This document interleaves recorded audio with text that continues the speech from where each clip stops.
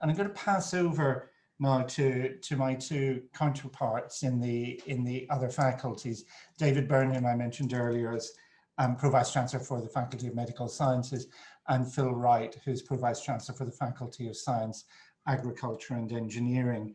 And I think their brief is just to say something about the importance of social sciences within their faculties. And I'm not sure who was due to start. I'm not sure, or if they'd have been planned in quite that sort of way. If it's okay, can I go first? Because I really, I'm sorry, I'm triple booked at the moment. Is that okay, David? Yeah, go for it, Phil. Yeah. Absolutely. Yeah, thanks. So hello everybody. I'm Professor Phil Wright. I'm a Pro-Vice Chancellor here in Science, Agriculture and Engineering. I'm actually a chemical engineer, so I'll say a little bit about that in a moment. But I'm delighted to be here as part of the launch event for the Campaign for Social Sciences, and really to clearly underline the collaboration between all three faculties in highlighting the importance of social sciences at the university.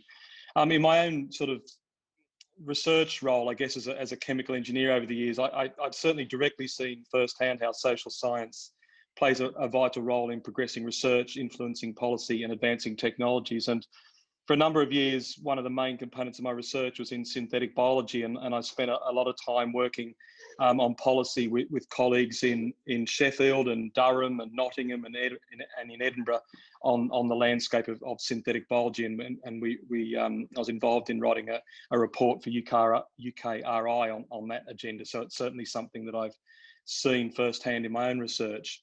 And I think it's very clear that we're in an era that celebrates interdisciplinarity, drawing on knowledge from various disciplines and understanding the social world to be successful in our respective fields. And it's very clear to me that the role of social science is shaping engineering, natural sciences and mathematics. And I think this is going to be extremely important as we move out of this, hopefully into a really good post-pandemic future. Just a few sort of highlights within my own faculty in SAGE here. The data scientists in Newcastle Data and the Alan Turing Institute recognise the key role that quantitative social scientists have to play in understanding and extracting value from data. And it's for this reason that data scientists in SAGE working closely with colleagues in the HAS faculty here, and in particular quantitative social scientist Professor Rachel Franklin, including a project on exploring how to distribute Internet of Things sensors in smart cities so as to maximise social inclusion. I mean, another kind of data project, if you like, is sort of to underpin that while big data is important to AI, small data such as observational methods are still core to many social scientists. And together with colleagues more broadly within the School of Computing, activity recognition monitors have been adapted with thermocouples to be placed in refrigerators in people's homes to understand domestic food safety practices as part of a wider research methods toolkit, including interview practices. Another example within the faculty, this time within the School of Natural and Environmental Sciences, for over 30 years, or for near 30 years, social scientists at the Centre for Rural Economy within SAGE have established a leading reputation into theoretically informed research into rural economies and sustainable rural development, providing an influential voice on the national and international stage on questions of agriculture and rural policy. Its latest major venture with colleagues in the business school here has been to establish the National Innovation Centre for Rural Enterprise, NICER, you'll hear it called, with funding from Research England. And this is an ambitious initiative harnessing research, business and policy communities to unlock the potential of rural economies and to build future resilience and recovery. And I'd just like to finish by saying the already impressive impact of social sciences in the university will further influence our impact on the big research challenges we face, including the digital economy, as I've already mentioned, energy, food security, lifelong health and well-being. By deploying social science skills and knowledge across our three faculties, I think we must continue to innovate to thrive and meet the challenges head on. And so I very much welcome, on behalf of the faculty, this initiative. Thank you very much. And I'm back again, and thank you so much, Phil, because I know that you're doing this in the middle of an incredibly busy day. I'm so sorry that I had to disappear because of the ridiculous internet connection I've got, and there's only me working in the house today. Usually there's even more people, and anyway. But the worst fear is when your internet connection fails when you're in the middle of sharing. You're in the middle of That's chairing right. a major meeting. Anyway, I'm now on my phone, but it's working. So thank you so much, Phil, for giving me your time and giving us all your time. That's fantastic. I won't waste any more time by saying thank you. And I'll Thank you very much. I've really got to rush. It's just one of those days, I'm afraid, where everything's just so it's one of conspiring. those But anyway, days for all of us. But we've had you, and that's been brilliant. So we'll catch up thank another you. time to talk about Thank you this very much. again in detail. And I'm Take going care, to everybody. Bye. I'm moving swiftly on, and I won't do any detailed introductions either to David Burns, because I know that you also have to move. You have a meeting at 2 as well. So over to you, David, and thank you so much indeed.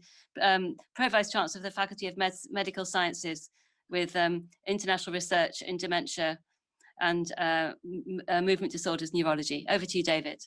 Thanks, Les, and good afternoon, everyone. It's really good to see you all. A lot of very familiar faces I can see on the gallery, which is wonderful. And I guess that really attributes to the fact that social science, I would think from the Faculty of Medical Sciences perspective, is probably just highlights the porosity of the boundaries that we've got between the three faculties. It's a really great example. It shows itself in so many different ways. I know there are colleagues on the call that are, for example, fellows of the Academy of Social Sciences that are in the Faculty of Medical Sciences.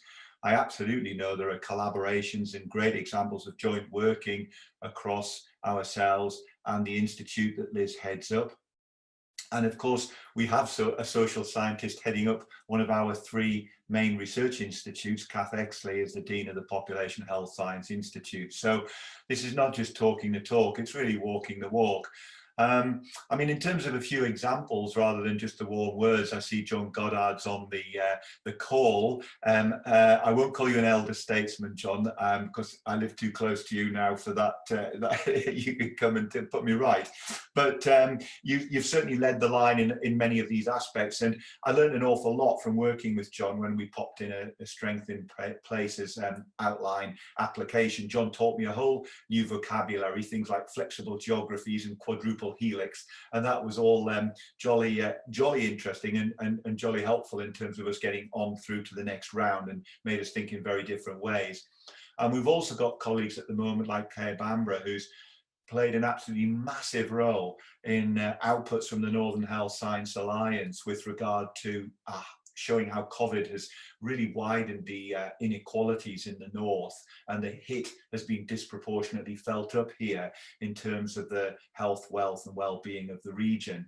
That's actually fed into an application to the Comprehensive Spending Review, which, as we all know, is on ice at the moment. But that sort of data is invaluable in terms of us being able to work together to put in really massive grants.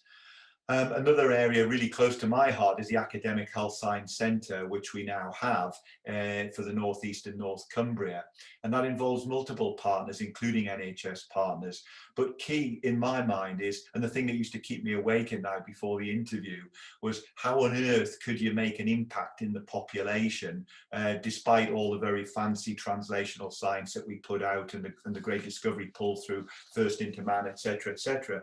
And of course, we have some fabulous infrastructure that is heavily based in social science that is going to be essential to how we make those sort of differences in the health, wealth and well-being, and reach out to the population and ensure that the behavioral aspects are addressed. Because you can have the best treatment, as we all know, in the world, but if people don't like it, or they don't understand why they have to take it or have to adhere to it, then you're bashing your head off a brick wall. So there's some really great examples there of links across the